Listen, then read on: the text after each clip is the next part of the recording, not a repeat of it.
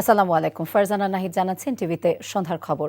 পাবনা 1 ও 2 সংসদীয় আসনের নির্বাচন নিয়ে নাটকীয়তা তৈরি হয়েছে। আদালতের আদেশ অনুযায়ী নির্বাচন আপাতত স্থগিত রাখার কথা জানান নির্বাচন কমিশনার আব্দুর রহমান মাসুদ।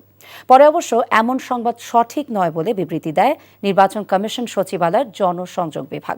এদিকে শেষ দিনে নির্বাচন কমিশনে ভিড় ছিল প্রার্থিতা ফেরত পেতে আপিলকারীদের। আগামীকাল থেকে শুরু হচ্ছে আপিল শুনানি। নূর হোসেনের রিপোর্ট।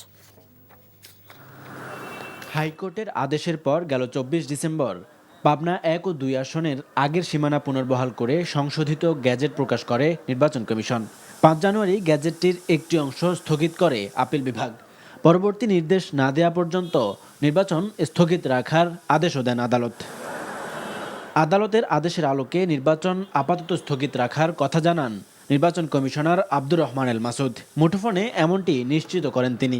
বাংলাদেশ সুপ্রিম কোর্টের অ্যাপিল বিভাগের আদেশ অনুযায়ী ওই আদালত কর্তৃক পুনরাদেশ না দেওয়া পর্যন্ত, মানে ফার্দার কোনো আদেশ না পর্যন্ত পাবনার 1 ও 2 এর নির্বাচনী কার্যক্রম স্থগিত থাকবে। জটিলতার কারণে তা লিখতে পারে। বিভিন্ন গণমাধ্যমে এই খবর প্রকাশিত হলে আবারও নড়ে চড়ে বসে নির্বাচন কমিশন। এমন সিদ্ধান্তের কথা অস্বীকার করে গণমাধ্যমে বিবৃতি দেয় কমিশনের জনসংযোগ বিভাগের প্রধান রুহুল আমিন মল্লিক। এদিকে প্রার্থিতা ফেরত পেতে আপিলের শেষ দিনে নির্বাচন কমিশনে ভিড় করেছেন মনোনয়ন বাতিল হওয়া প্রার্থীরা। 7 জনকেই আমরা যোগাযোগ করেছি এবং সবাই বলেছে যে না, তারা দরকার হলে এখানে এসে সাক্ষী দিবে। তারা আমাকে সমর্থন দিয়েছে। জেলা রিটার্নিং কর্মকর্তারা বড় বড় যারা প্রার্থী আছেন তাদেরকে 6 ঘন্টা, 12 ঘন্টা বা 24 ঘন্টা সময় দেয়। আমাদেরকে কোনো ধরনের রেসপন্স করা হয় না, কোনো সুযোগ দেওয়া হয় না। এই যে বৈষম্যটা, এটাতে আমরা যারা প্রার্থী আছি আমরা কষ্ট পাইলাম। আপিলকারীদের অধিকাংশই স্বতন্ত্র প্রার্থী। আপিলে প্রার্থিতা ফেরত পাওয়ার প্রত্যাশা তাদের। 1% ভোটারের যে প্রবলেমটা, এটা আসলে আমার মনে হচ্ছে ব্যাপারটা স্বচ্ছ হয়নি। ওনাদের সমর্থন ছিল, বাট ওনাদেরকে আপনারা পাওয়া যায়নি। সবাই এখন কর্মজীবী মানুষ, দেখা যায় সবার প্রয়োজনে তারা বাড়িতে নাও থাকতে পারে। শনিবার থেকে আপিলের ওপর শুনানি অনুষ্ঠিত হবে। শুনানির সময় 3 জনের বেশি লোক সাথে না রাখতে আবেদনকারীদের প্রতি অনুরোধ জানিয়েছে কমিশন। নূর হোসেন, এনটিভি নিউজ, ঢাকা।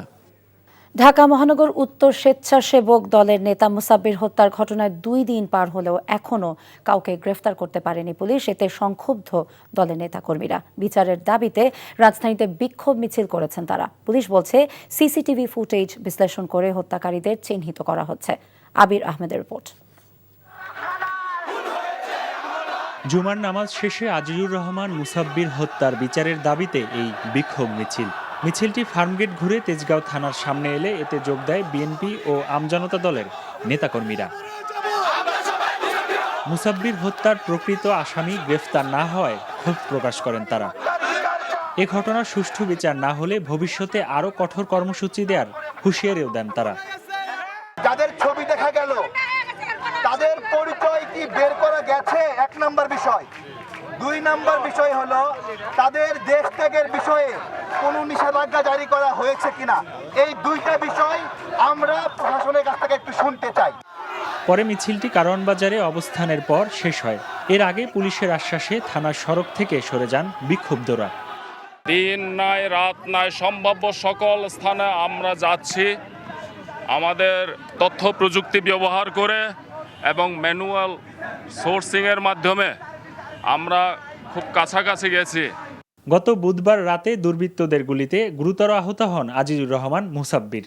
পরে তাকে রাজধানীর বিআরবি হাসপাতালে নেওয়া হলে চিকিৎসাধীন অবস্থায় তার মৃত্যু হয়। Abir Ahmed, NTV news, Dhaka. নাসির সেন্টেক্স গ্রুপ নির্বাচন পথে পথে। খুলনার 6টি আসন ধরে রাখতে চায় বিএনপি, তবে বসে নেই জামায়াতে ইসলামী। হেভিওয়েট প্রার্থী দিয়ে তারাও চাইছে বিএনপির দুর্গে হানা দিতে। বন্দর ও শিল্প নগরী খ্যাত খুলনার 6টি আসন বিএনপির দুর্গ বলে পরিচিত। বিগত স্বৈরাচারের সময় রাতের ভোটের সবগুলো আসন ছিনিয়ে নেওয়া হয়। তবে এবারের ভোটের হিসেব নিকেশে পরিবর্তনের আভাস দিচ্ছেন রাজনৈতিক বিশ্লেষকরা। তফসিল ঘোষণার পরপরই বিএনপি, জামায়াত ইসলামী সহ অন্যান্য দলের প্রার্থীদের তৎপরতা বেড়ে গেছে। আচরণবিধি মেনেই নিজেদের পক্ষে গণসংযোগ করছেন তারা। 6টি আসনে মোট 35 জন প্রার্থী প্রতিদ্বন্দ্বিতা করছেন। তবে হাড্ডাহাড্ডি লড়াই হবে বিএনপি এবং জামায়াত জোটের প্রার্থীদের মধ্যে, বিশেষ করে জামায়াতের সেক্রেটারি জেনারেল গোলাম পরওয়ার এবং নজরুল ইসলাম মঞ্জুর মতো হেভিওয়েট প্রার্থীরা লড়ছেন নির্বাচনে। শৈত্যপ্রবাহে সরবরাহের টান পড়ায় চলতি সপ্তাহেও বেড়েছে শীতকালীন সবজির দাম। 10 টাকা বেড়ে মূলা, ফুল এবং বাঁধাকপি বিক্রি হচ্ছে 40 আর শিম 60 টাকায়। 20 টাকা বেড়ে বেগুন বিক্রি হচ্ছে 100 টাকায়, 40 টাকা বেড়ে কাঁচামরিচ বিক্রি হচ্ছে 120 টাকা কেজি দরে। এদিকে আমন মৌসুমেও বাড়তি চালের দাম। কেজিতে 4 টাকা বেড়ে মিনিকেট বিক্রি হচ্ছে 82 টাকায়, বিয়ার 28-এর দাম 62 টাকা। 2 সপ্তাহে 30 টাকার মতো বেড়ে পোলাও চালের দাম উঠেছে 135 থেকে 140 টাকা কেজি। বেড়েছে মুরগি এবং ডিমের দাম। 10 টাকা বেড়ে সোনালী মুরগি বিক্রি হচ্ছে 270 থেকে 280 টাকায়, আর ডজন প্রতি লাল ডিম বিক্রি হচ্ছে 120 টাকা এবং সাদা ডিম 110 টাকায়। এই ছিল সন্ধ্যার খবরে। এই খবরের ভিডিও আপডেট জানতে ভিজিট করুন NTV অনলাইন www.ntvpd.com।